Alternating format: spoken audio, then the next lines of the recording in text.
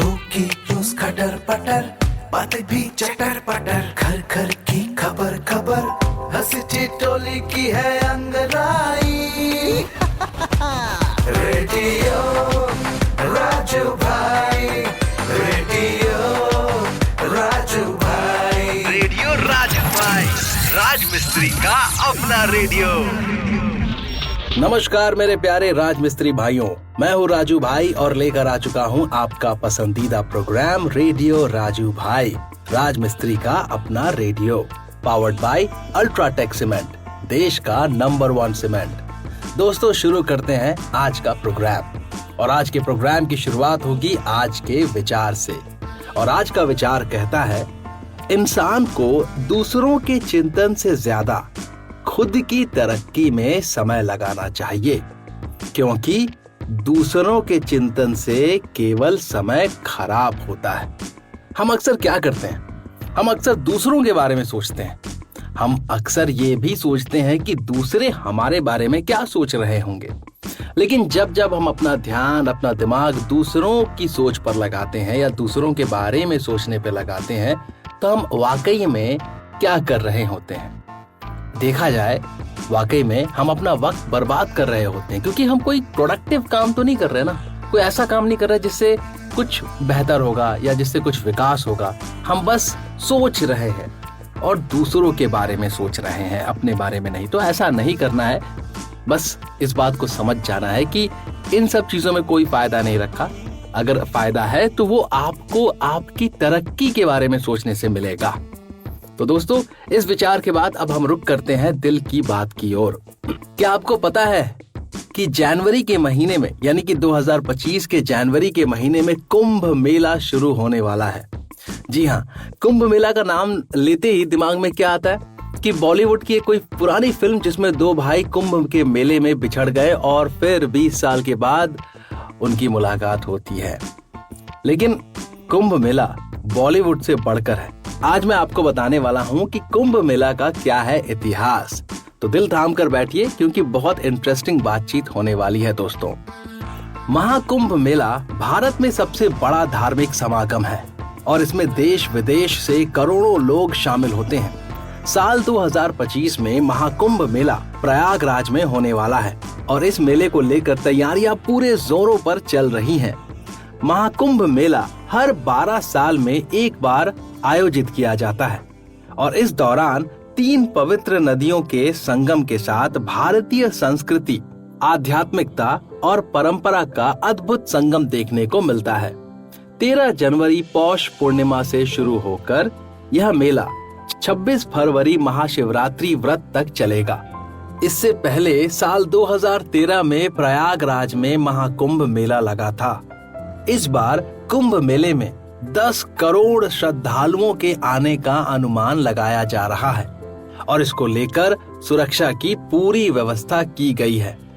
चलिए जानते हैं कि महाकुंभ मेले का महत्व और प्रमुख स्नान की तिथियां क्या-क्या हैं। साल 2025 में प्रयागराज के संगम किनारे इस मेले का आयोजन किया जा रहा है।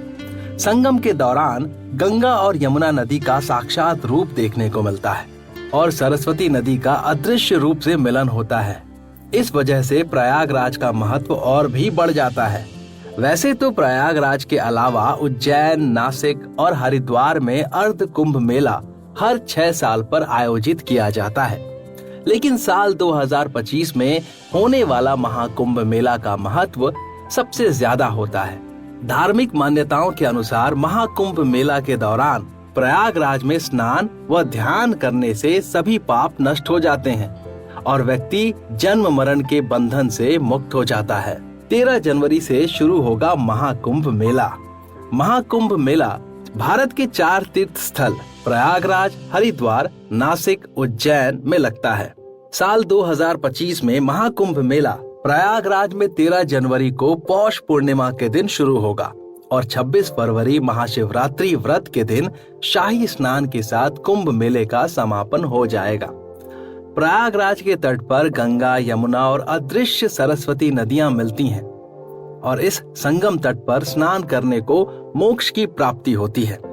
साल 2025 में पौष पूर्णिमा के दिन ही पहला शाही स्नान होगा और सबसे पहले शाही नागा साधु को स्नान करने का मौका मिलता है, क्योंकि नागा साधुओं को हिंदू धर्म का सेनापति माना जाता है। पौराणिक कथाओं के अनुसार समुद्र मंथन के दौरान जब अमृत कलश निकला था, तब उसकी कुछ बूंदें कलश से प्रयागराज, हरिद्वार, नासिक और उज्जैन में गिरी थी। इसलिए इन 4 स्थानों पर ही कुंभ मेले का आयोजन होता है।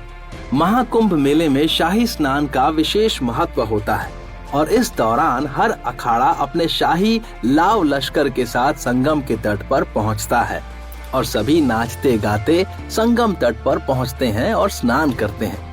कब और कैसे आयोजित होता है कुंभ मेला?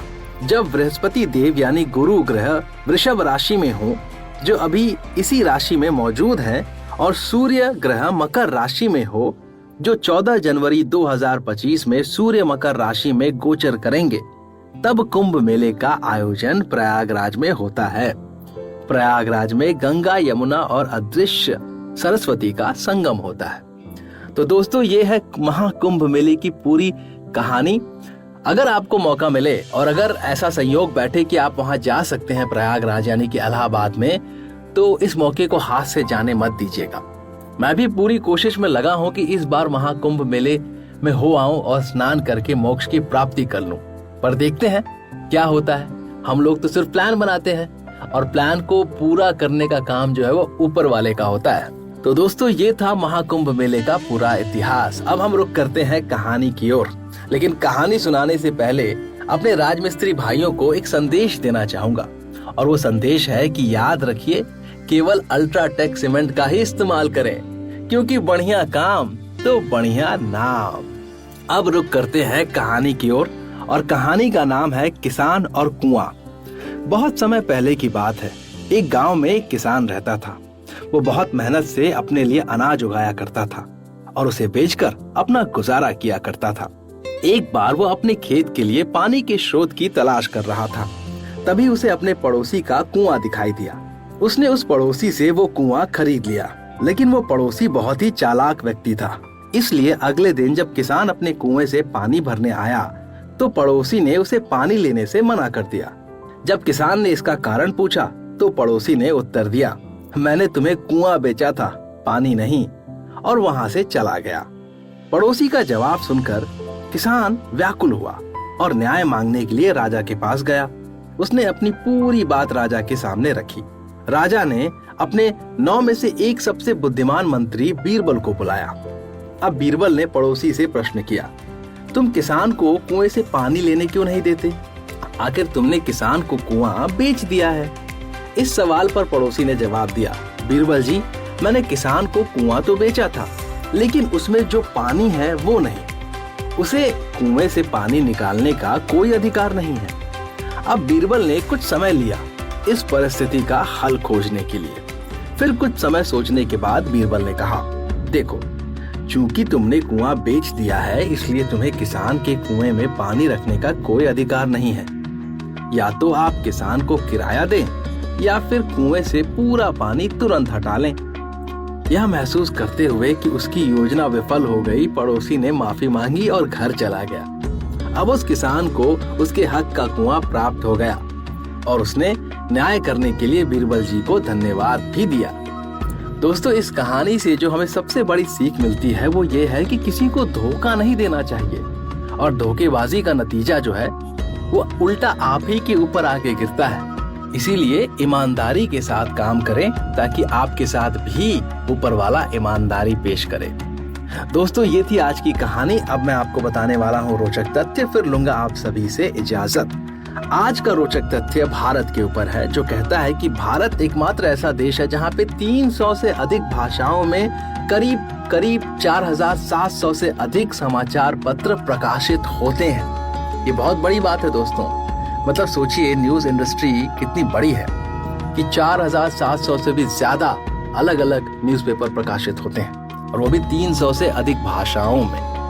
तो दोस्तों, ये था आज का रोचक तथ्य। अब मैं लेने वाला हूँ आप सभी से इजाजत। हम मिलेंगे अगले एपिसोड में नई बातचीत के सिलसिले के साथ। आप अपना ख्याल रखिए और मुझे इजाजत दीजिए। शुक्रिया दोस्तों। रेडियो राजू भाई, रेडियो राजू राजू भाई, राज मिस्त्री का अपना radio. Brought to you by Ultratech Cement.